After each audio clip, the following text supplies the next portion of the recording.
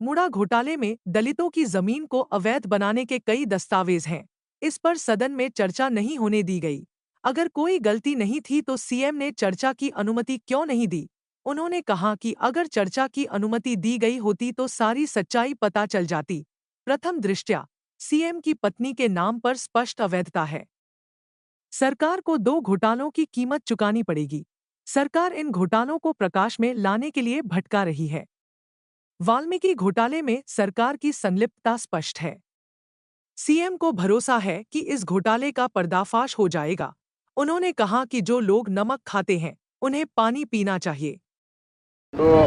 ಅದನ್ನು ಮುಂದೆ ಕನ್ವರ್ಟ್ ಮಾಡಿಕೊಂಡು ಡಿನೋಟಿಫಿಕೇಷನ್ ಇಂದ ಏನೇನಾಗಿದೆ ಅಂತಕ್ಕಂಥ ಮಾಹಿತಿ ನಮ್ಮ ಕಡೆ ಇದಾವೆ ಸಂಪೂರ್ಣವಾಗಿರ್ತಕ್ಕಂಥದ್ದು. ಆದರೆ ಭಾಳ ದುರ್ದೈವ ಅಂದ್ರೆ 40 ವರ್ಷ ಸಮಾಜವಾದಿದ ಮೇಲೆ ಬಂದಿರತಕ್ಕಂಥ ಸನ್ಮಾನ್ಯ ಮುಖ್ಯಮಂತ್ರಿಗಳು first time in the history ಅವ್ರ ಹಿಸ್ಟ್ರಿ ಒಳಗೆ ಚರ್ಚೆಗೆ ಆಸ್ಪದ ಕೊಡಲಾರ್ದೆ ಓಡಿ ಹೋಗ್ತಕ್ಕಂಥ ಕೆಲಸವನ್ನು ಮುಖ್ಯಮಂತ್ರಿಗಳು ಮಾಡಿದ್ದಾರೆ. ನೀವು ಕುಂಬಳಕಾಯಿ ಕಳ್ಳ ಅಂದರೆ ಹೆಗಲು ಮುಟ್ಕೊಂಡು ನೋಡುವಂಥ ನಿಟ್ಟಿನಲ್ಲಿ ಆಗುತ್ತೆ. ನೀವು ಏನೂ ಮಾಡಿಲ್ಲ ಅಂತಂದರೆ ಚರ್ಚೆಗೆ ಆಸ್ಪದ ಕೊಡಬೇಕಾಗಿತ್ತಲ್ಲ, ಯಾಕೆ ಚರ್ಚೆಗೆ ಆಸ್ಪದ ಕೊಡಲಿಲ್ಲ? 2 ದಿವಸ ಚರ್ಚೆ ಆಗಿದ್ದರೆ ಸತ್ಯಾಸತ್ಯತೆ ಏನೈತೆ ಅನ್ನೋದು ನಮ್ಮ ಕಡೆ ಇರ್ತಕ್ಕಂಥ ಮಾಹಿತಿಯನ್ನು ಹೊರಗಿಡ್ತಿದ್ವಿ. ಇಲ್ಲ ಅನ್ನೋಂಗಿದ್ರೆ ಅವ್ರ ಮಾಹಿತಿ ಹೊರಗಿಡಬೇಕಾಗಿತ್ತು. ಆದರೆ ಇವತ್ತು ಅದರಲ್ಲಿ ಅವ್ರಿಗೊಂದು ಗಿಲ್ಟಿ ಕಾನ್ಸಸ್ ಅನ್ನುವಂಥದ್ದು ಕಾಡಾಕತ್ತೈತೆ ಮುಖ್ಯಮಂತ್ರಿಗಳಿಗೆ. ಆ ಕಾರಣಕ್ಕಾಗಿ ಇವತ್ತು 1 ದಿವಸ ಸಭೆ ನಮ್ಮ ವಿಧಾನದ ಅಧಿವೇಶನವನ್ನು ಕೂಡ ಮೊಕಟುಗೊಳಿಸುವಂಥದ್ದನ್ನು ಮಾಡಿದ್ದಾರೆ. ಇದು ಒಂದು ಸ್ಪಷ್ಟತೆ ಇದೆ. ಇನ್ವಾಲ್ವ್ಮೆಂಟ್ ಅಂತಕ್ಕಂಥದ್ದು ಮುಖ್ಯಮಂತ್ರಿಗಳ ಹೆಸರು, ಅವರ ಧರ್ಮಪತ್ನಿ ಹೆಸರಲ್ಲಿ ನಡೆದಿರ್ತಕ್ಕಂಥದ್ದು ಇನ್ವಾಲ್ವ್ಮೆಂಟ್ ಮೇಗಿನ ನೋಡಿದಾಗ ಭಾಳ ಕ್ಲಿಯರ್ ಅನ್ನುವಂಥದ್ದು ಕಾಣ್ತಾ ಇದೆ. ಹೀಗಾಗಿ ಅವ್ರಿಗೆ ಬರುತ್ತದೆ, ಅದ್ರ ಬಗ್ಗೆ ಅನುಭವಿಸ್ಬೇಕಾಗುತ್ತೆ. ಈ ವಿಚಾರದಲ್ಲಿ ಬಿಜೆಪಿ ಮತ್ತು ಜೆಡಿಎಸ್ ಸುಖ ಸುಮ್ಮನೆ ರಾಜಕೀಯ ಮಾಡ್ತಾ ಇದ್ದಾರೆ. ನೋಡಿರಿ, BJPಗಾಗಲಿ JDSಗಾಗಲಿ ಸುಖ ಸುಮ್ಮನೆ ಮಾಡೋಕ್ಕೆ ರಾಜಕೀಯ ಇಲ್ಲ. ನಮಗೆ ಭಾಳ ಕೆಲಸಿದ್ದು, ಭಾಳಷ್ಟು ಬಿಲ್ಗಳ ಬಗ್ಗೆ ಮಾತಾಡೋದಿತ್ತು, ಚರ್ಚೆ ಮಾಡಬೇಕಾಗಿತ್ತು. ಅನೇಕ ವಿಷಯಗಳಿಗೆ ಸಂಬಂಧಪಟ್ಟಾಗೆ ವಿಧಾನಸೌಧದಲ್ಲಿ ನಾವು ಪ್ರಶ್ನೆಗಳನ್ನು ಕೇಳಿದ್ವಿ. 200-300 ಅಷ್ಟು ಪ್ರಶ್ನೆಗಳನ್ನು ಹಾಕಿ ಮಾತಾಡೋರಿದ್ವಿ. ಆದರೆ ಇವತ್ತು ಸರ್ಕಾರ 2 ಭ್ರಷ್ಟಾಚಾರ, ಒಂದು ವಾಲ್ಮೀಕಿ ಹಗರಣ, ಅದು ಕೂಡ ಪರಿಶಿಷ್ಟ ಪಂಗಡಗಳಿಗೆ ಸಂಬಂಧಪಟ್ಟಿರ್ತಕ್ಕಂಥ ಹಣವನ್ನು, ದಲಿತರ ಹಣವನ್ನು ನೀವು ತೆಲಂಗಾಣಕ್ಕೆ ಯಾಕೆ ಕಳಿಸಿದ್ರಿ? ಇವತ್ತು ಸನ್ಮಾನ್ಯ ಮುಖ್ಯಮಂತ್ರಿಗಳಿಗೆ ಕಾಂಗ್ರೆಸ್ ಪಾರ್ಟಿಗೆ ಅಷ್ಟು ಅದ್ರ ಬಗ್ಗೆ ಕಾಳಜಿ ಇತ್ತಂತಂದ್ರೆ ದಲಿತರ ಹಣ ಇಲ್ಲಿ ಕರ್ನಾಟಕದಾಗ SC ಅವರು ಇದ್ದಿದ್ದಿಲ್ವಾ? ತೆಲಂಗಾಣದ ಮುಖ್ಯಮಂತ್ರಿಗಳ ಆಪ್ತನಿಗೆ 40 ಕೋಟಿ ರೂಪಾಯಿ ಹೋಗುವಷ್ಟಾಗುತ್ತೆ. ನೇರವಾಗಿ ಮುಖ್ಯಮಂತ್ರಿಗಳ ಖಜಾನೆಯಿಂದ ಹೋಗುತ್ತೆ. ಇದು ಅವರ ಮೂಗಿನ ಅಡಿಯಲ್ಲಿ ನಡೆದಿರ್ತಕ್ಕಂಥ ಬಹುದೊಡ್ಡದಾದಂಥ ಹಗರಣ.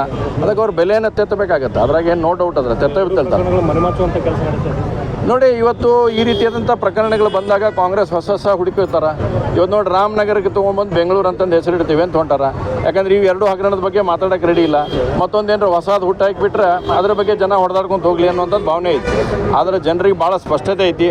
ಈ 2 ಹಗರಣದಲ್ಲಿ ಸರ್ಕಾರ ಇನ್ವಾಲ್ವ್ಮೆಂಟ್ ಇದೆ ಅಂತಕ್ಕಂಥದ್ದು ಭಾಳ ಸ್ಪಷ್ಟ, ಜಾಹೀರಾಗಿರ್ತಕ್ಕಂಥ ಸಂದೇಶ ಆಗೈತಿ.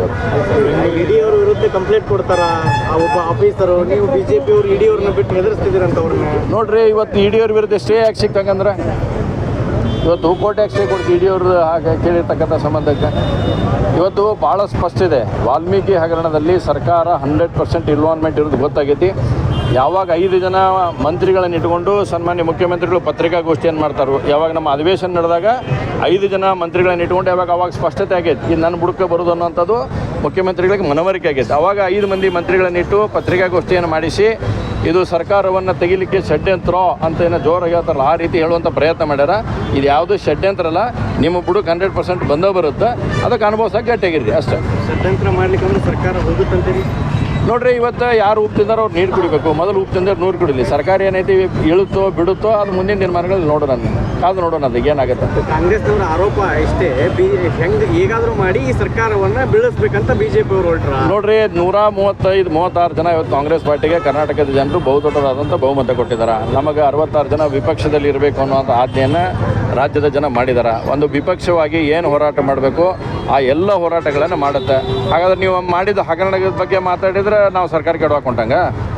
ನೀವು ಮೂಡ ಮತ್ತು ವಾಲ್ಮೀಕಿ ಹಗರಣ ಮಾಡಿರಲಿಲ್ಲ, ನಾವು ಬೇರೆ ಚರ್ಚೆ ಇತ್ತು. ನಮಗೆ ಡೆವಲಪ್ಮೆಂಟ್ ಬಗ್ಗೆ ಸಾಕಷ್ಟು ಇತ್ತು.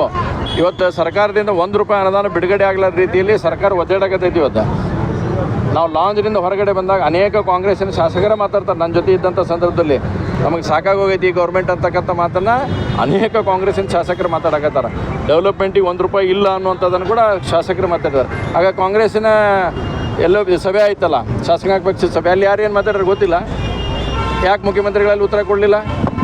ಏನೇನಾಗೈತಿ ಅನ್ನುವಂಥದ್ದು ಮಾಧ್ಯಮದಲ್ಲಿ ತೋರಿಸಿರಿ. ನಮಗೂ ಸಾಕಷ್ಟು ಮಾಹಿತಿ ಐತಿ, ಇನ್ಫಾರ್ಮೇಷನ್ ಐತಿ. ಅಲ್ಲಿ ನಿಮ್ಮ ಸಭೆಯೊಳಗೆ ನಡೆದಿರ್ತಕ್ಕಂಥ ವಿಷಯ ಹೇಳ್ರಲ್ಲ ಹೊರಗೆ ಬಂದು. ಅಲ್ಲಿ ಹಂಗಾರೆ ನಿಮ್ಮವ್ರು ಇದ್ರಲ್ಲ, ಇಲ್ಲೆಲ್ಲ BJP ಅವ್ರು ಅದಾರ. ಆಯ್ತು, BJP ಅವ್ರು ಹೇಳ್ತಾರೆ ಮಾಡ್ತಾರೆ. ಕಾಂಗ್ರೆಸ್ಸಿನ ಶಾಸಕರೇ ಇವತ್ತು ಶಾಸಕಾಂಗ ಪಕ್ಷದ ಸಭೆಯಲ್ಲಿ ಏನು ಮಾತಾಡೋ ಸ್ಪಷ್ಟತೆ ಕೊಡಲಿ ಅದ್ರ ಬಗ್ಗೆ ಮುಖ್ಯಮಂತ್ರಿಗಳು. ಯಾಕೆ ಒಂದು ಉತ್ತರ ಕೊಡಲಿಲ್ಲ ಶಾಸಕಾಂಗ ಪಕ್ಷದ ಸಭೆ ನಡೆದಾಗ? ಇಲ್ಲಾಂದ್ರೆ ಎಲ್ಲರಿಗೂ ಗದರಿಸ್ತಿದ್ರು, ಭಾಳ ಜೋರು ಮಾಡಿ ಕೂತ್ಕೊಳ್ಳಯ್ಯ ಅಂತಂದೇಳಿ. ಈ ಸಲ ಯಾಕೆ ಹೇಳಿಲ್ಲ ಕೂತ್ಕೊ ಅಂತಂದೇಳಿ? ಯಾಕೆ ಸರ್ಕಾರಕ್ಕೂ ಮನವರಿಕೆ ಆಗಿದೆ, ಇಟ್ಟಿರ್ತಕ್ಕಂಥ ಹೆಜ್ಜೆಗಳು ತಪ್ಪು ಅಂತಕ್ಕಂಥದ್ದಾಗುತ್ತೆ. ಗ್ಯಾರಂಟಿದಲ್ಲಿ ಕೂಡ ಭಾಳಷ್ಟು ಸಮಸ್ಯೆಗಳನ್ನು ಅವ್ರು ಅನುಭವಿಸಕತ್ತಾರ. ಅವ್ರ ಶಾಸಕರೇ ತಿರುಗಿ ಬಿದ್ದರೂ ಆಶ್ಚರ್ಯ ಪಡಲಾರ್ದ ರೀತಿಯಲ್ಲಿ ಸರ್ಕಾರದ ಪರಿಸ್ಥಿತಿ ಬಂದೊದಗಿದೆ. ಬಿಜೆಪಿ ಸರ್ಕಾರ ಇದ್ದಾಗ ಲವ್ ಜಿಹಾದ್ ಬಗ್ಗೆ ನೀವು ಒಂದು ನಿಷೇಧ ಮಾಡಬೇಕಂತ ಹೇಳ್ತೀವಿ. ಇದೇ ಕಲಘಟಗಿಯಲ್ಲಿ ಇವತ್ತು ಒಬ್ಬ ಮಹಿಳೆಯನ್ನ ಬಲಾತ್ಕಾರ ಮಾಡಿ ಚಾಕು ಹಾಕಿ ಅಂತ ಧಮಕಿ ಹಾಕಿದ್ದಾನೆ. ಬೆಂಗಳೂರು ಲವ್ ಜಿಹಾದ್ ಆಗಿದೆ. ನೋಡಿ, ಇವತ್ತು ಕಾಂಗ್ರೆಸ್ ಪಾರ್ಟಿ ಸರ್ಕಾರ ಬಂದ ಮೇಲೆ ಇವತ್ತು ರಾಜ್ಯದಲ್ಲಿ ನಾವು ನೋಡ್ತಾ ಇದ್ದೇವೆ, ಈ ರೀತಿಯಾದಂಥ ದುಷ್ಟರಿಗೆ ಪಂಜರದಿಂದ ಬಿಟ್ಟು ಗಿಳಿ ಹೆಂಗೆ ಹಾರಾಡ್ತಾವಲ್ಲ ಹಂಗೆ ಎಲ್ಲ ದುಷ್ಟಶಕ್ತಿಗಳು ಇವತ್ತು ಹಾರಾಡುವಂಥ ಪ್ರಯತ್ನವನ್ನು ಮಾಡ್ತಾ ಇದ್ದಾವೆ. ಯಾವಾಗ ಕಾನೂನು ಸುವ್ಯವಸ್ಥೆ ಅನ್ನುವಂಥದ್ದು ಸ್ಟ್ರಿಕ್ಟ್ ಆಗಿರುತ್ತೆ, ಆ ರೀತಿಯಾದಂಥ ಸಂದರ್ಭದಲ್ಲಿ ಇವು ಯಾವೂ ಬರೋಂಗಿಲ್ಲ. ಆದರೆ ಕಾನೂನು ಸುವ್ಯವಸ್ಥೆ ಅನ್ನೋದು ಹದಗೆಟ್ಟು ಅಂತಂದ್ರೆ ಈ ರೀತಿಯಾದಂಥ ದುಷ್ಟಶಕ್ತಿಗಳು ಎದ್ದು ಬಂದ ಮೇಲೆ ನಿಲ್ಲುವಂಥದ್ದಾಗುತ್ತೆ. ಇದು ಪೂರ್ತಿ ಸರ್ಕಾರ ಹೊಣೆಗೆ. ಗೃಹ ಮಂತ್ರಿಗಳು ಏನು ಮಾಡ್ತಾ ಇದ್ದಾರೆ? ಗೃಹ ಮಂತ್ರಿಗಳಿಗೆ ಉತ್ತರ ಕೊಡ್ಲಿಕ್ಕೆ ಅವ್ರು ಏನಾಗಿರ್ತಕ್ಕಂಥ ಕಲ್ಗಟ್ಟಿಗೆ ನನಗೆ ತಾವು ತಂದಿರಿ ಗಮನಕ್ಕೆ, ಅದ್ರ ಬಗ್ಗೆ ಸರ್ಕಾರ ಗಮನ ಏನನ್ನುವಂಥ ಸ್ಪಷ್ಟತೆ ಕೊಡಲಿ, ಮುಂದೆ ನಾವೇನೋ ಹೇಳ್ತೇವೆ. ಬೆಂಗಳೂರಲ್ಲಿ ಮಾನ್ಸೂನ್ ಮಾಫಿಯಾ ಬಗ್ಗೆ ಚರ್ಚೆ ನೋಡಿ, ಇವತ್ತು ಈ ರೀತಿಯಾದಂಥ ಚಟುವಟಿಕೆಗಳನ್ನು ನಡೆಯೋಕ್ಕೆ ಎಲ್ಲದಕ್ಕೂ ಕೂಡ, ಮತ್ತು ನಾವು ಹೇಳಿದ್ರೆ ಅಂತ ವಿಪಕ್ಷದವ್ರು ಬರೀ ಕಾಂಗ್ರೆಸ್ ಪಾರ್ಟಿ ಮ್ಯಾಗ ಹೇಳ್ತಾರ ಅಂತ ಹೇಳ್ತಾರೆ. ಆದರೆ ಇವೆಲ್ಲ ಯಾಕೆ ನಡೀತಾವ? ಒಂದು ಸರ್ಕಾರ ಸರಿಯಾದ ಸ್ಥಿತಿಯಲ್ಲಿಲ್ಲ, ಸುಭದ್ರವಾಗಿರಲಿಲ್ಲ, ಸರ್ಕಾರದ ಬಗ್ಗೆ ಆಡಳಿತದ ಬಗ್ಗೆ ಹಿಡಿತಾ ಇರಲಿಲ್ಲ ಅಂದ್ರೆ ಈ ರೀತಿಯಾದಂಥ ಘಟನಾವಳಿಗಳು ಎಲ್ಲ ನಡೀತಾವೆ. ಹೀಗಾಗಿ ಅಟರ್ ಫ್ಲಾಪ್ ಶೋ ಅಂತ ಏನಂತೀವಲ್ಲ, ಆ ರೀತಿಯಾಗಿ ಕಾಂಗ್ರೆಸ್ ಸರ್ಕಾರ ಇವತ್ತು ಪೂರ್ತಿ ಹದಗೆಟ್ಟೋಗಿದೆ. ಯಾವುದೇ ರೀತಿಯಾದಂಥ ಆಡಳಿತದ ಮ್ಯಾಗೂ ಹಿಡಿತಿಲ್ಲ, ಎಲ್ಲಿನೂ ಹಿಡಿತಿರಲಿಲ್ಲ ರೀತಿಯಲ್ಲಿ ಇವತ್ತು ಸರ್ಕಾರ ಹೋಗುವಂಥ ಪ್ರಯತ್ನ ಆಗ್ತದೆ. ಹಗರಣಗಳಲ್ಲಿ ಸಿಕ್ಕು ಒದ್ದಾಡುವಂಥ ಪರಿಸ್ಥಿತಿ ಕಾಂಗ್ರೆಸ್ ಪಾರ್ಟಿಗೆ ಇವತ್ತು ಬಂದು ಒದಗಿದೆ.